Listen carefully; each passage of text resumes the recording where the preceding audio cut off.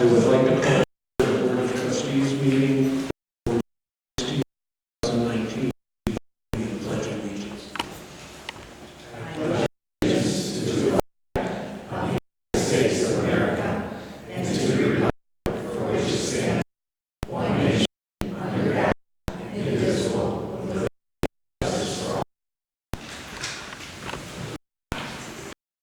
Welcome everybody to a special to former Mayor Kaplan and his lovely wife Sherry, who are visiting us from the Arizona area. It's too hot there. We got some good 90-degree weather with some humidity to make it worse. 105. Yeah, but it's a dry heat. I will let everyone turn off their phones and put them on silent, please. Trustee Chamberlain. Trustee Clayton. Here. Trustee Goldstein. Trustee Haber. Trustee Hollander. Here. Trustee Jamerson. Here. President Norris. Here. As you can see, we don't have enough microphones that are working for everyone.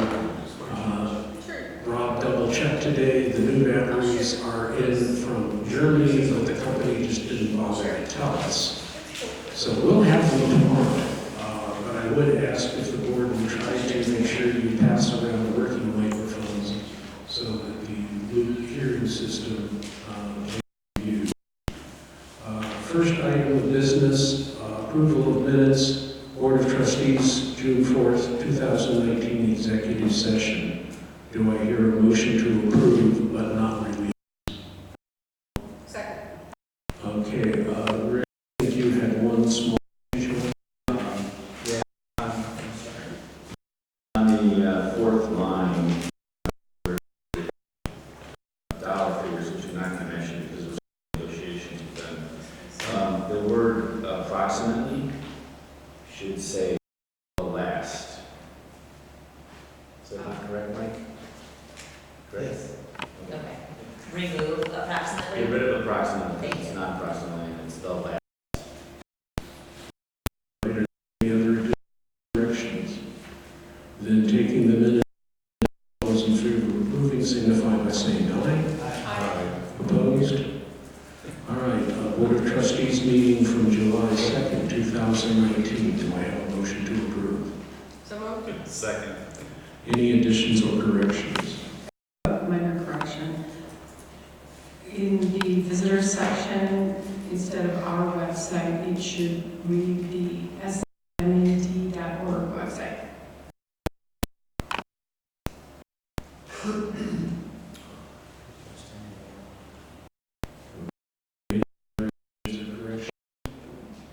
Then taking the motion to approve with the noted change, all those in favor of approval signify by saying aye. Aye. Opposed? Minutes approved. Thank you. Report is not here this evening. Treasurers.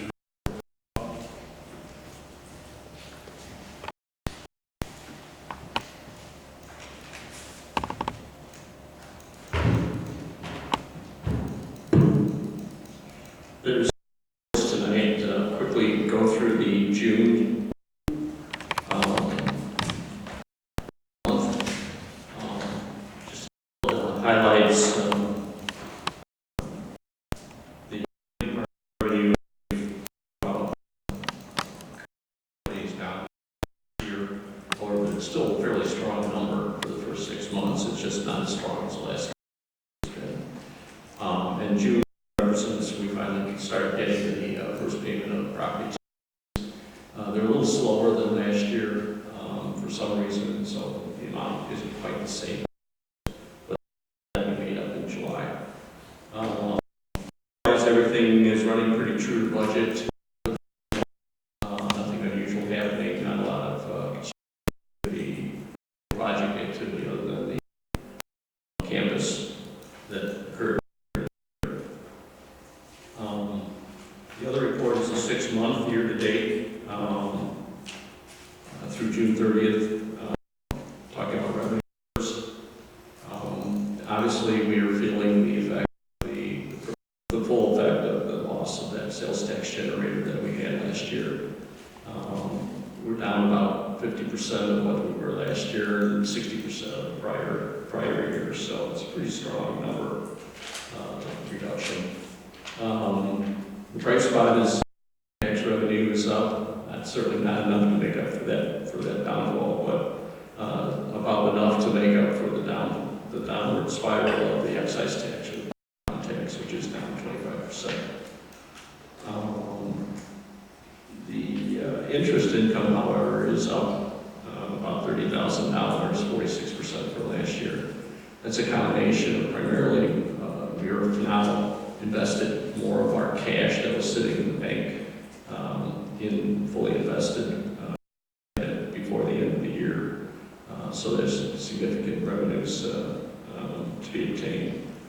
We put that out for the year. It'll be about $60,000 more than last year. So that was a good move that we made last year. So otherwise, the total general fund revenue is down about just $426,000, 19% from last year.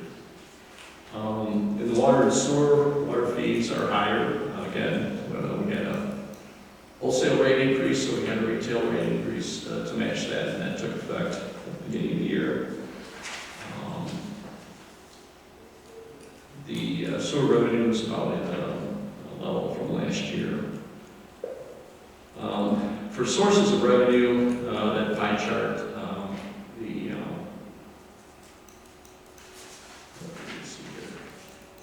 it's interesting to note now that individually, of the individual revenue sources that we track, the property tax revenue, not if you combine the taxes into one revenue source, that's still the biggest one, but now the second largest is the property tax. The others revenues are more equally divided around utility tax and state excise tax and the like. The expenditure side, we have the three operating funds, general fund, water, and sewer. Again, the only unusual activity during the 6 months was in the general fund, and that was the campus clearing project, which we've talked about before. Otherwise, the overall general fund expenses are down, slightly below budget. I'm sorry, not down, but they're slightly below budget. Same is true as in water and sewer. Sewer substantially, we have construction projects that haven't occurred yet in the 6 months. If you look at that absent the unusual things that are happening, then the clearing, construction, generally the expenses are up primarily because of the cost of police shows a little bump last year that it's down a little bit from last year, but there were retro payments for the contract at the beginning of last year, which kind of pushed that number up a little bit.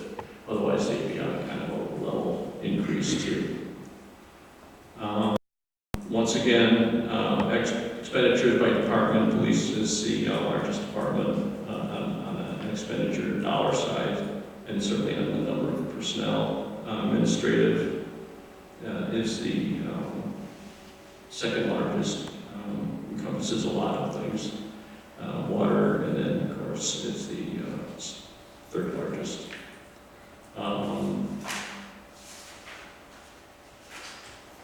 I mentioned the interest income again. We're fully invested about $11 million now. Then we do take the interest revenue to the general fund and allocate it out to water and sewer interest revenue. So the total interest revenue is about $127,000, which again represents about a $30,000 increase from the same period last year. It also represents an approximate return annualized of about 2.3%, which I think in the market as it is now is a pretty good return. So we were fortunate to catch that investment at the end of the year prior to the rates dropping after the first of the year. So we're leveraged out a little bit. So we'll be trailing the interest drop. Our interest rate will be looking good as the interest rates drop, but as the reinvestment occurs over time, it will start falling a little bit. Any questions? Yes, sir. I know we don't know the exact sources of the tax, other than the fact we lost one of the major tax provider. If we lose one of the second or third, one of the next two largest, do you have an approximate loss to us? Well, the budget, I think, is, I show about $740,000 between the two, home rule and regular for the year, okay? So on a relative basis, the next largest, or not the largest one, I think is a couple $100,000, maybe a little less than that, 150,000. So he's got to think about 175,000 so far for this year in base sales tax. Is that correct? We're about 186,000 and 210,000 for the home. And if we were the next one, you're saying that probably Between the two. Between the two. Between the two. and that's yearly. And this is 6 months. I'm sorry. A year loss. A yearly loss, yeah. Right. Question? Okay, and let me throw an advertisement for trustee Chamberlain to make sure everybody gets in their input for the budget, because we need to make sure we know it's getting where we're tracking it pretty well. We want it to be as smooth as we can, so I think she's contacted some, if not all of you. No, I spoke generally at our last meeting, and I will send out email reminders to everyone.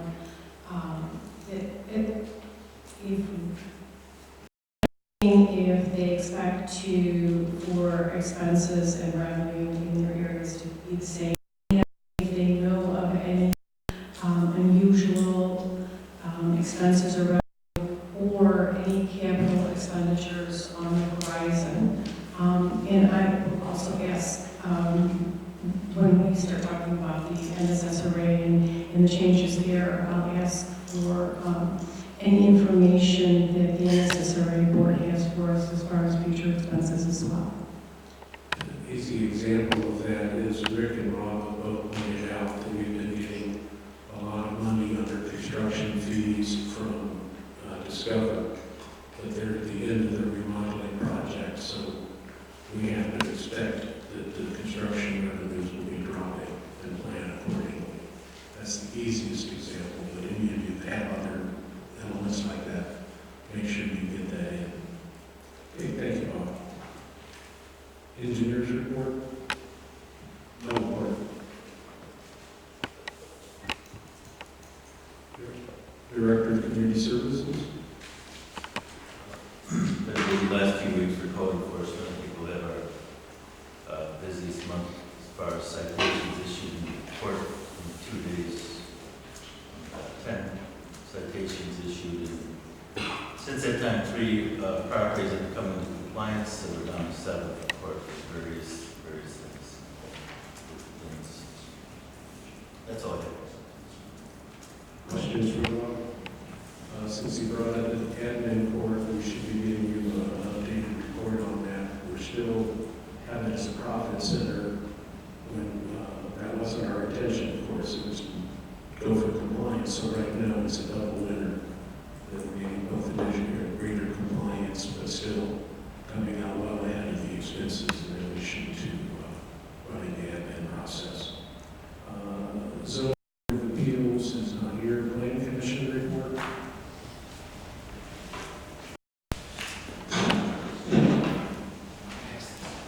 So, good evening. We know we're a little late with this. We had a few hiccups as far as some issues that came before the commission that we had to deal with, but what you're being passed there now is the new updated comprehensive plan. We've been working on it for quite a while, and we feel it's pretty complete. There's some new information, some old information. Some of the new things included in it, such as Deerfield Road, the widening, we've addressed this new strategic plan that the board had in, I think, 2016. We've included the new branding. Probably one of the largest changes is maps you've probably seen, but we've included as far as the National Resource Library of the Woodlands and delineation are now included in the comprehensive plan. You'll see there's a little change of format, and there's goals and objectives in each category. So I encourage you to review it, read it. If you have any questions, don't hesitate to reach out to me or Bruce or anybody else. A lot of thanks goes to Bruce and Steve and Pat for their contributions. They spent a lot of time and a lot of hard work adding to the value of this. And we think, at least from our perspective, that you'll like the document, and we hope you do. And then from there, you'll take it on how you best see fit. Let me say thank you to the Plan Commission Chairman and members. Clearly, they've done a lot of work with this in their spare time, and they were dealing with senior housing issues. So please, everybody, do take a look at this. We will be meeting and voting on it. I suppose it's conceivable we might have to send it back, but I find that hard to believe given what a thorough job has been done. So does anyone have any questions for Mr. Gilman? Okay, David, thank you. Police report. Police activity since the last meeting for the year, and for the year to date is in the packets and on the board. A couple of things. Mayor Norris was talking. Mayor Norris was talking about the administrative hearing court. And one thing I just want to make the board aware of is that one of the biggest tickets that we've been sending historically to admin court are cell phone violations. But as of July 1st, those became moving violations. And we cannot send moving violations to admin court, so we're writing those on regular traffic tickets now. So that is going to reduce the amount of tickets that we send to admin court. Of note, we did have an arrest. Warrant was served on July 24th for forgery, and that was a person who back in May 20th, passed a counterfeit $100 bill at the mobile station. So we were able to identify him and get a warrant for him, and he's currently in Lake County Jail. It wasn't just us who was looking for him, he's been doing this other places too. And I did leave a new patch on the desk for everybody. It's got the village logo incorporated with it, so she did put everybody's got one. Okay. So and that's all I have. Any questions for the chief?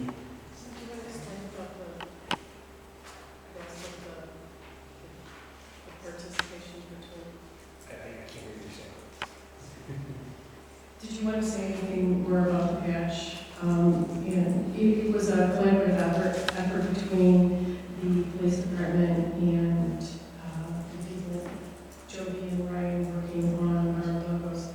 And there was a considerable amount of input on both sides, and I think it was great. I don't know if you wanted to say anything more about that.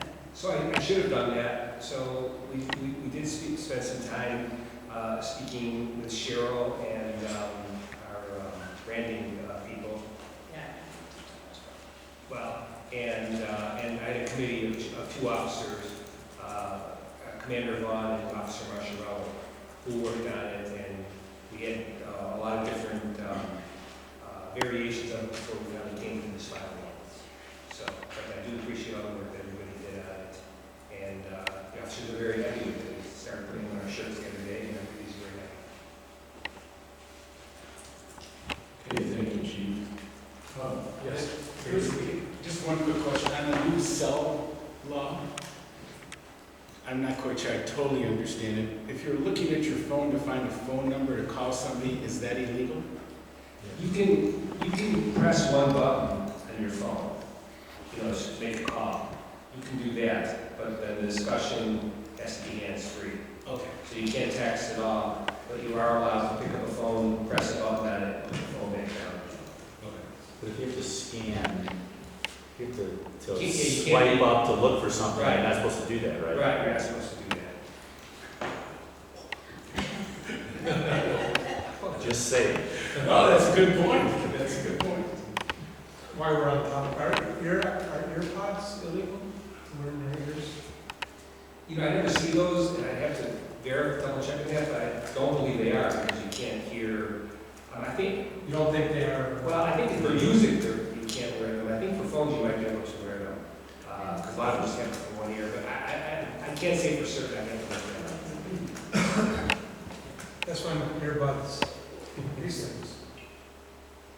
I believe those are okay, I'll double check on that for you.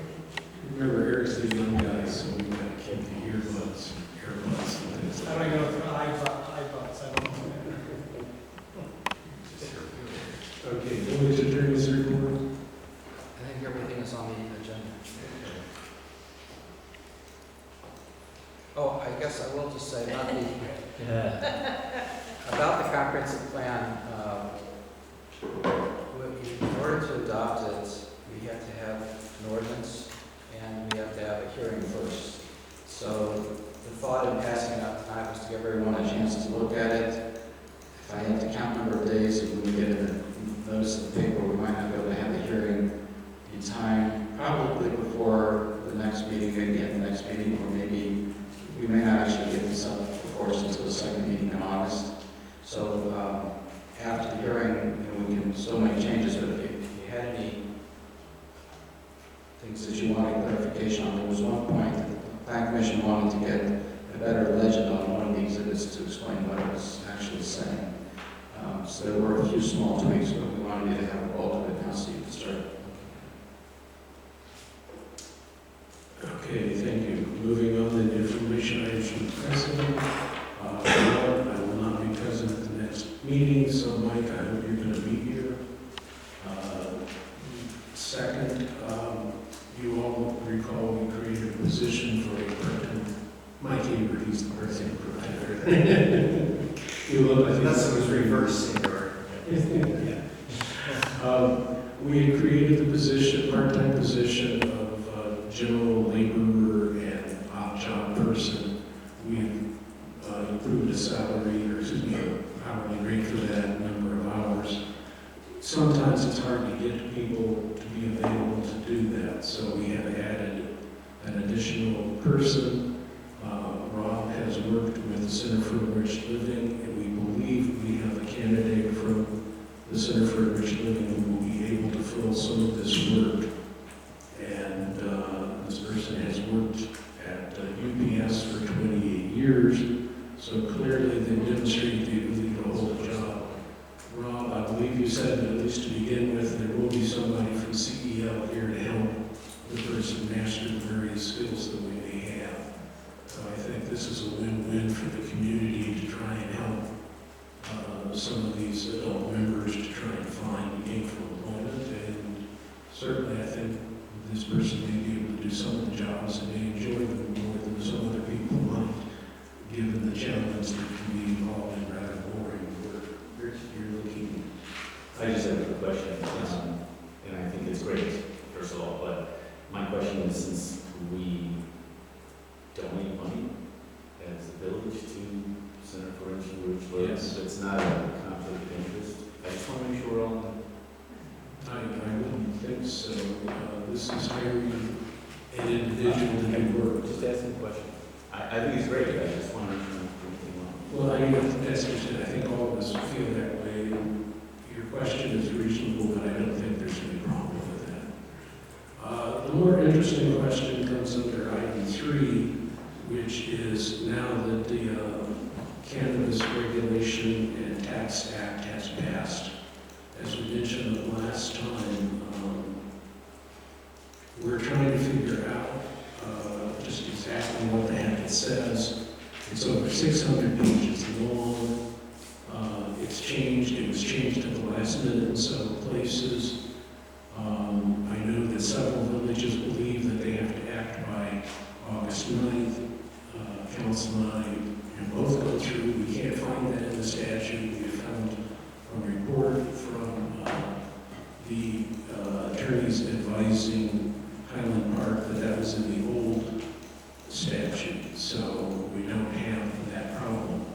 That being said, we do think that a, quote, red flag resolution may be a good idea if we want to act while we're basically doing is putting out word to any potential cannabis shop that the village is looking at it and may put zoning or other restrictions in place so they don't gain any kind of a claim vested right if we subsequently ban it, regulate where it can go, etc. We put in a draft resolution that we got from the village. If the board agrees, I'll have Bruce clean that up a little bit more, work on it a little bit to make sure it's appropriate for us. But I do think we should bring that up at the next meeting, even if I'm not here. Basically, it says that Dave Newman and the Plan Commission get to look at all of the zoning and explore all the various issues that will be involved. Because the primary issue I think we would have would be how it affects our zoning along Milwaukee. Certainly it will go into residential areas. Deerfield and Highland Park actually have cannabis dispensaries right now in what are otherwise office complexes. So it could be argued that one of the office complexes could be seen as a location where you could have a dispensary, which I think is still the term that's being used. We've got to check all that. An adult cannabis sales location, I think might be the other term. But then there's other questions like, can you sample it on the premises, which apparently we have an ability to regulate. And if we were to say yes, you can sample it, I would ask Bruce to have an officer waiting outside for everybody to be oversampled. But there's a whole lot of issues that it's legal, we have to recognize that. But I don't think we want to jump into this until we know A, what we're looking at, and B, we can actually think about it. If we act too quickly, the general history is that we make some mistakes and we end up having to go back over it, and I just assume not do that when we have several months to look at it. So, is there any objection to having Bruce swing out the resolution to pass along that we will be acting in the future? Hearing none, then I will have council move that forward. And as I say, you can see. So this, besides the resolution, I think it should also be a direction to the Plan Commission to take up the issue. And after thoroughly reading the 610 pages,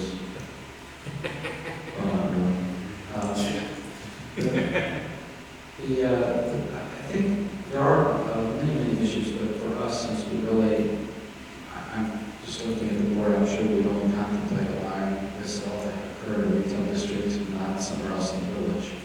Since we only have really one retail district to speak of, the issue may be for us very simple, at least in part, because the village, we have a right under the law to entirely prohibit the sale of cannabis from a cannabis shop at the shopping centers on Milwaukee Avenue, or we can make it so that it's a special use. We can impose conditions, various conditions. So it does sound like there are many issues, but we were talking about it beforehand, and I think in our case, when the Plan Commission looks at this, they're going to scratch their heads and say, should we contemplate simply banning or not? And my question would be, what is the manner in which the board thinks what kind of information do you want to make that decision? Or do you already know? In other words, do we ask law enforcement to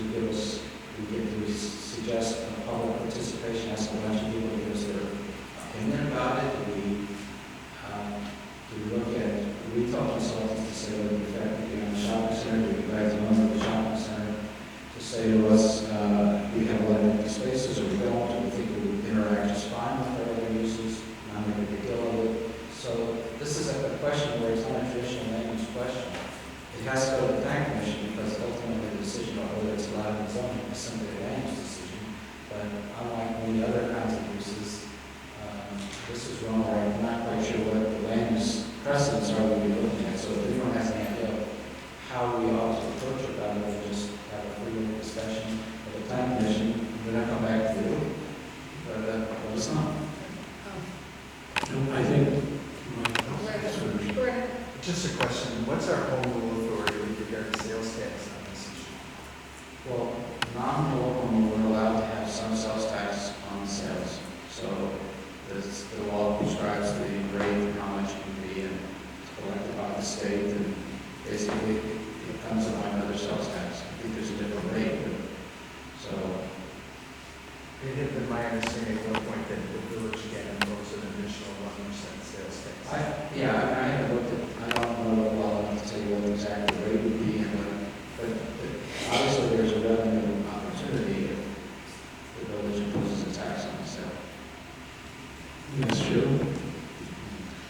I don't know that I would necessarily be opposed to a dispensary in an office complex, but one of the things that I have been paying attention to is articles that discuss the effects of recreational marijuana being legal in other states that have already done it, and, you know, the pros and the cons to that. So I think that would be helpful because they've already been through it, I don't know how many years now, but several years. So I think that there are a lot of good articles out there that would be helpful to us. So that Colorado, and since David has a place out in Colorado, I think that's a natural fit. Second, David lives through the 60s along with me, so Henry, you want to take that? I do have. It's inappropriate at this time. So, I mean, again, there are many articles we can read about, but is that how you're going to make the decision? Are we going to give us a plan, we should bring a bunch of articles? I guess I'm asking, what would you find helpful? What is the decision you have here? Yes, and I will. Okay, you're back. Not considering the subject involved, but the fact that this is a lawful business. And our present commercial centers are not doing well, and we've lost at least our major tax revenue source. I view this as one of the better sources for revenue that might come to this village. And I understand that it's not like selling widgets, but I view this as a purely tax, and we can work around the problems that might occur with this business that might any other business. And that's at least how I would approach it, understanding that this has other emotional connotations attached to it. I agree with that. I think we missed the boat previously with other things, and we can't miss the boat this time. That's number one. But number two, notwithstanding that, I have a question for Bruce, which is that this is still illegal in the federal law.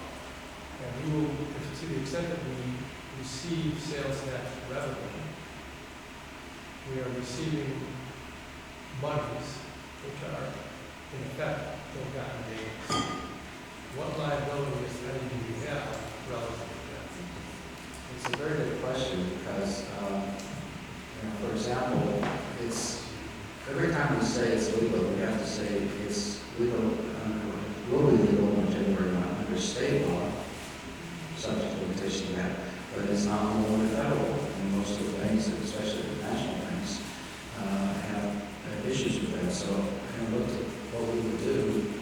The state is going to receive the money, so we're not receiving the money. I mean, the state is going to remit the taxes to us. So I think at that point, It's been sanitized. washed. I think that are the feds taking the income tax and they should profit speaking down. As Mr. Cook said, as we all remember from our tax classes, it's still there, but it's always a question. I mean, like right now, my understanding still is that these operations to not deduct any of their expenses. Right. At all. So they're not legitimately deductible expenses for federal tax purposes. So there, you know, there's a whole litany of issues that are raised on this. That's one of the things, there's several task forces that are being formed in the county and other places, because everybody's asking all the same kind of questions. That, as I said earlier, when you rush into something, there's a tendency to kind of mess it up when you do it. And I think we all noticed how this was done, the changing things, et cetera. So there's probably a number of problems that have to be ironed out, and that is something that I think we'll all want to look at. So, any other questions on this? Okay. Oh, yes, David. So, David, would you go over to me? I appreciate the point of trying to give the plan commission some guidance. You know, right now the scope is this, let's face it, and everybody may have their own feelings about it, but for us to grasp this, it would be nice to have some type of guidance of the background of information you'd like us to be looking at, or things to address. It would be helpful rather than us taking a shot in the dark and bringing it to you and have some of you go, well, why don't you look at this? And I was more interested in seeing it from this perspective. So any input you could give us to give us some help in guiding us of what you are looking for, I think particularly in this case, would be extremely helpful. And it's not only, yes, I do live part-time in Colorado, as you know, and yes, there's still issues that go on there with it, even as of today, in the town that I live in went through a big zoning issue. And quite honestly, what happened was the board, basically like the board of trustees, punted and decided to take it to a referendum rather than take on it themselves. So there was a lot of reasons for it, but that's another issue that you may want to think of how emotional is this going to get and where do you want to go for it? I just bring it up as a thought of past experience in the last year with certain issues that this could also come to that point. So that's just one other thing. But whatever you can give us would be appreciated. I have one thought, and that is the discussion, or they're looking into having an office building versus on a public street in a very public forum, that there are pros and cons. If you have it, for example, in an open storefront in Milwaukee, it's easier to police it and to observe what's happening and how many people are there and how much parking, and it just becomes more visible, which is, of course, the downside if we gather a lot of folks who are going there for that purpose, although we increase the sales tax. However, if it's in our office building, it's much more hidden, not as visible to the public, and yet it would seem like we may have less control or less knowledge about it. So I think that's at least one issue if you're going to look at whether or not it should be zoned in an office building versus in a public area. It might be another way. We have a further complication. A great deal of the development in the village is under special use ordinances. Because we don't have 50 office parcels and 50 retail parcels. We have a few of each. Each came in under different circumstances. So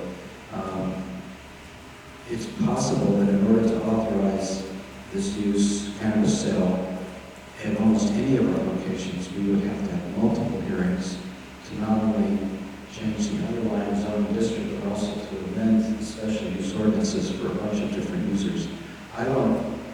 That's probably what I'm thinking, that it probably doesn't make sense to think of this going in the office buildings. I can't really,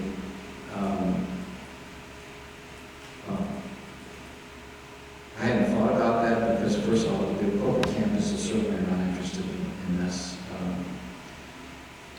There's no way, the Scotland, it's national banking, financial issues, there's no way they want this anywhere near them, I'm sure. speaking for them, but I would hazard that. So, you're talking about, a few individual circumstances would probably wouldn't fit, because it would be bringing people then into an office building where most of the people in the office building are expecting clients and customers. So, it might for us really, as I suspect, come back to what we want to have in our retail district of Normal. So let me just give you some fuel for thought, that if we need to take in consideration the surrounding businesses, because if a dispensary opens next to another business, the odor inevitably will enter that business. So as I have been sitting here just quickly thinking, we're having trouble with the old Flame restaurant. If you wanted to designate it's an outbuilding, it's something like that. But I also have a friend who owned a business it was a warehouse next to a grower. He came into his business one day, and besides his customers complaining he's in the painting contracting business, that his men would come in to place him to work, and there would be an odor to them. Then he came into work one day, and he found a hole in the wall of his building, connecting, and what happened was, since the security was so strong in the building, that they broke through the wall in his office building, in his warehouse, to get into the grow warehouse, and that's how they robbed him. So there's a lot of things to think about, but most important, if you're going to have it next to a business, I guarantee you that those businesses right next to it are going to come and complain. You just can't help it. So I think you need to kind of give this some thought of that. So just some things I have learned from living in Colorado. Yes. I just want to ask David, I had trouble with your email, but did you see I had trouble with your email, but did you see the invitation I sent you about the Lake County Model Zoning Ordinance Task Force? I did. Okay, I just want to make sure you got it. Somebody resent it to me. Okay, well, you can see those things that seem simple never are. Yes. Council over here is whispering, I knew that makes it simple, I think we all knew that. Okay, moving on, I need a motion for approval of bills. Oh, I'm sorry, I keep forgetting this here, we should be addressed in order. Okay. I need a motion for approval of bills. So moved. Second. Discussion? So I have a bill for, to the, Can't hear you. sorry, Share. I have a bill for an accessory, so I will hold silent until we have a discussion. This This is is the payment we're authorizing later in the agenda. correct. Okay. Understood. All right, roll call, please. Trustee Chamberlain. aye. Trustee Clayton. Aye. Trustee Goldstein. Trustee Haber. Aye. Trustee Hollander. Aye. Trustee Jamerson. Aye. All right, thank you. Moving on.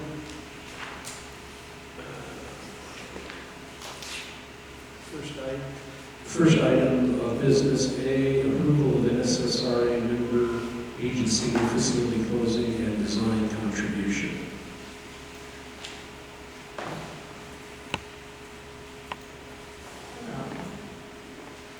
I'm here on behalf of the NSSRA to request approval for the closing and design contribution for the new facility.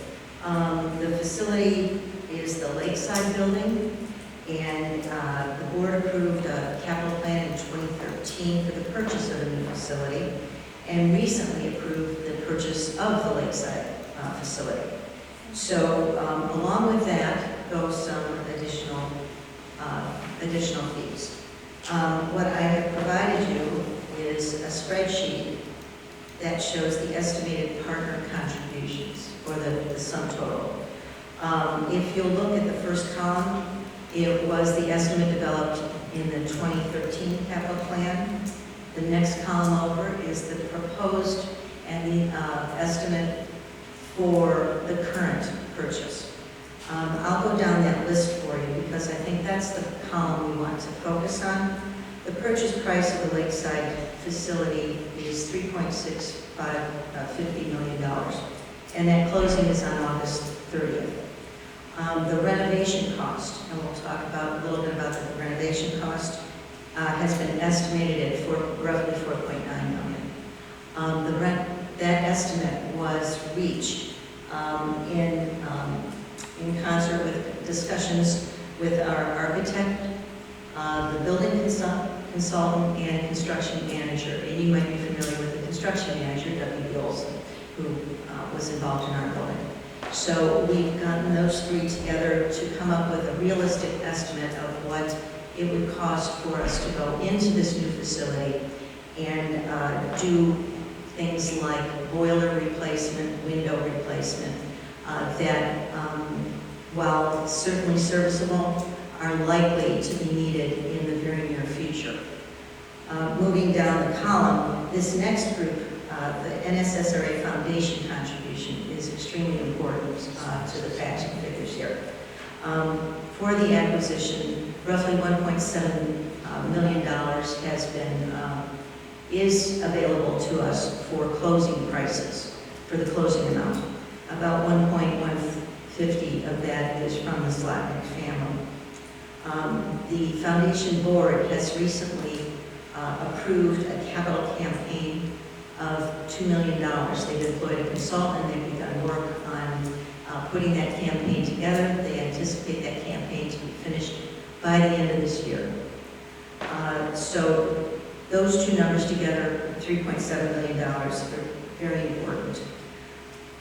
So if you go down, again, down the list, source of funds, we're looking at source of funds.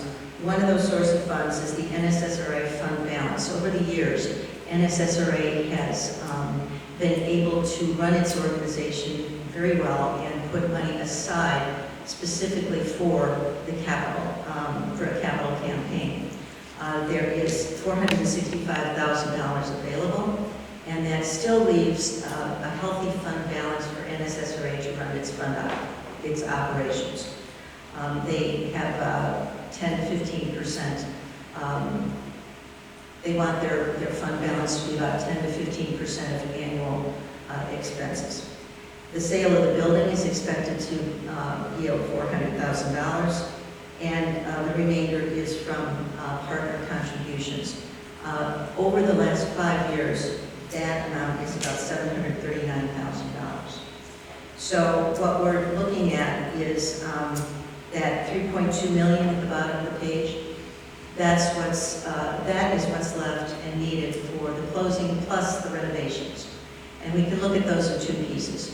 The closing is August 30th, and there is an amount that I have listed in the attached memo. And the village's share of those closing and renovation costs is about 1.7% of the total, or $17,742, the bill that Trustee Chamberlain spoke of. The remainder of that is for renovation. And again, largely that is to make the building suitable, often to the hopefully 5 to 10 year kind of thing. And again, for boiler, windows, making the building ADA compliant, but not the entire building. You should know that. This building is about 30,000 square feet. About 10,000 of that is the sanctuary. And so it's the Lakeside Congregation Building. And so there's about 10,000 square feet in the sanctuary that they are going to not touch for some period of time, and hopefully the foundation will step up and be able to develop that in the future. But right now it's bathrooms, entryways, securities, the boilers, the windows. And they'd like to do it all at the beginning because I guess in order to do a boiler, if the boiler should break in the fall, that closes down the building, that closes down the services, And it also would be more expensive to do it when people are trying to work around it. So what that boils down to, from Riverwood's point of view, is the $17,000 request for the closing and design phase, and then at a later date, possibly early 2020, some January, this would be part of your budgeting. The number that's in the estimate is $38,417. So the total Riverwoods expense would be $56,000, roughly $56,000. And that would be, again, that's the whole ball of wax divided into two pieces, closing and design, and then renovation. Questions? Couple questions. Rick? Sure. So, this has nothing to do with our every year contribution, correct? That's This is on correct. top of There is a member agency contribution it. that is calculated on the EAV, equalized assessed valuation plus population. And our percentage, that's how our percentage is so low, because that actual member agency contribution is one of the smaller ones. There is, we have been, over the past 5 years, making roughly a $2,300 capital campaign contribution. So we have paid some in already. Okay, and then, just a couple of questions. This is our